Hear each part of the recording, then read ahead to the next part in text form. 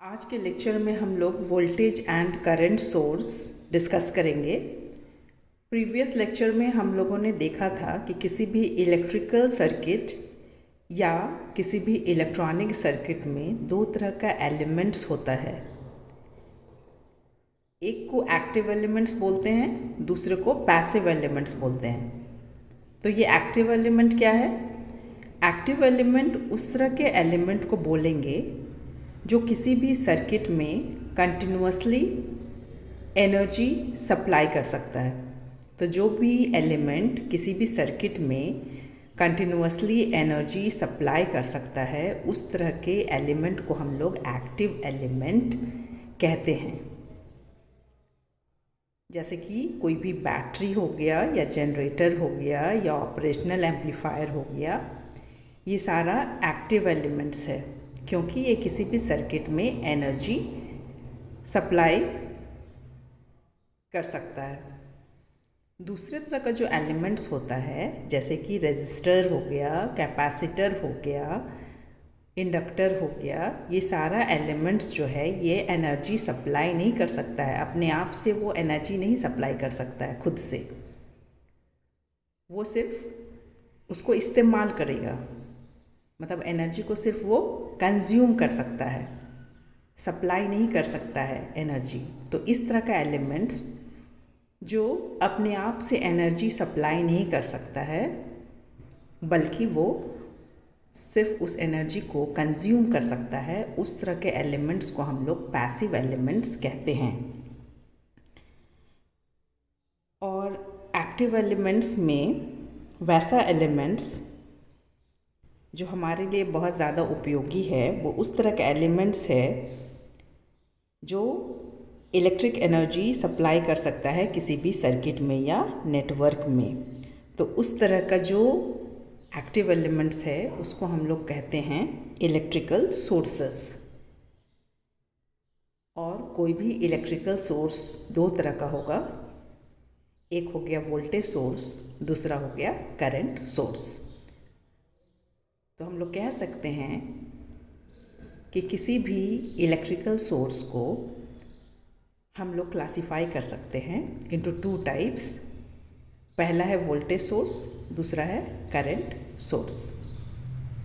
दोनों जो सोर्स है, वोल्टेज सोर्स और करंट सोर्स, दोनों एक्टिव एलिमेंट्स है क्योंकि ये दोनों किसी भी सर्किट में या नेटवर्क में एनर्जी सप्लाई कर सकता है कंटिन्यूअसली। मतलब लगातार ये किसी भी सर्किट या नेटवर्क में एनर्जी को सप्लाई कर सकता है।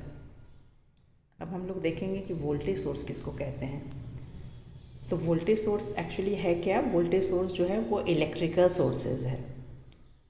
तो वोल्टेज सोर्स जो है वो ऐसा इलेक्ट्रिकल सोर्स है जो किसी भी सर्किट में वोल्टेज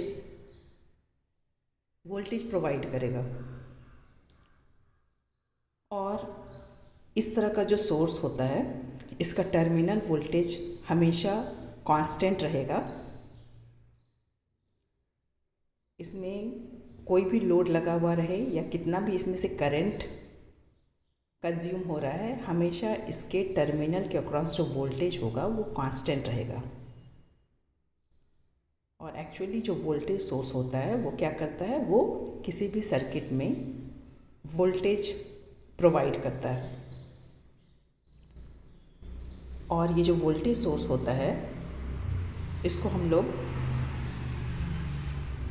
क्लासिफाई कर सकते हैं into two types. Voltage source दो तरह का होता है, एक होता है आइडियल वोल्टेज सोर्स, दूसरा होता है प्रैक्टिकल वोल्टेज सोर्स। एक्चुअली जो आइडियल वोल्टेज सोर्स होता है वो प्रैक्टिस में कहीं पर भी मिलता नहीं है, क्योंकि आइडियल वोल्टेज सोर्स एक ऐसा वोल्टेज सोर्स हो गया जिसके टर्मिनल के अक्रॉस वोल्टेज जो होगा वो कांस्टेंट होगा। मतलब आइडियल वोल्टेज सोर्स जो होगा ये ऐसा सोर्स है जिसका इंटरनल रेजिस्टेंस 0 होता है, जिसके कारण कि इसके इंटरनल रेजिस्टेंस के अक्रॉस कोई भी ड्रॉप नहीं होगा। इसलिए जो भी इसका वोल्टेज होगा इस सोर्स का, वो पूरा का पूरा प्रोवाइड करेगा ये किसी भी सर्किट में। लेकिन प्रैक्टिस में कोई भी सोर्स ऐसा नहीं होता है जिसमें इंटरनल रेजिस्टेंस नहीं होता है। और दूसरी तरह का जो सोर्स है वो है प्रैक्टिकल वोल्टेज सोर्स, मतलब ऐसा आइडियल वोल्टेज सोर्स जिसमें कुछ ना कुछ रेजिस्टेंस होगा, जिसके कारण इसके टर्मिनल के अक्रॉस हमको जो भी वोल्टेज सोर्स का जो वैल्यू है उससे कम वोल्टेज मिलेगा। तो उस तरह का जो सोर्स होगा उसको कहेंगे प्रैक्टिकल वोल्टेज सोर्स। अब जो नेक्स्ट टॉपिक है वो है करंट सोर्स। तो एक्चुअली करंट सोर्स क्या है? करंट सोर्स भी एक्टिव नेटवर्क एलिमेंट है, एक्टिव एलिमेंट है ये, जो किसी भी सर्किट में कांस्टेंट करंट प्रोवाइड करेगा। और कोई भी जो करंट सोर्स होता है वो एक्चुअली क्या करता है, वो करंट प्रोवाइड करता है किसी भी सर्किट में। और जिस तरह से वोल्टेज सोर्स दो तरह का होता है, उसी तरह से करंट सोर्स भी दो तरह का होता है। एक होता है आइडियल करंट सोर्स, जो प्रैक्टिकली नहीं पॉसिबल है, आइडियल करंट सोर्स।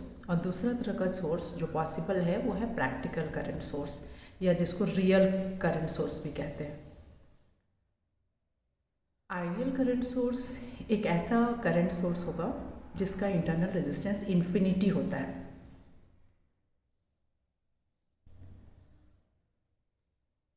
अब हम लोग कह सकते हैं कि करंट सोर्स जो है वो क्या है, वो एक ऐसा एक्टिव सर्किट एलिमेंट है जो किसी भी सर्किट में कांस्टेंट करंट प्रोवाइड करेगा। उस सर्किट का में कितना भी वोल्टेज होगा उसके टर्मिनल्स के अक्रॉस, हमेशा ये कांस्टेंट करंट उसके थ्रू फ्लो कराएगा उस सर्किट में। तो उस तरह का सोर्स को हम लोग कहेंगे कांस्टेंट करंट सोर्स। इसका एग्जांपल्स हो गया कांस्टेंट करंट सोर्स का, जैसे एलईडी करंट सोर्स है या कांस्टेंट करंट डायोड है, ये सब एग्जांपल है करंट सोर्स का।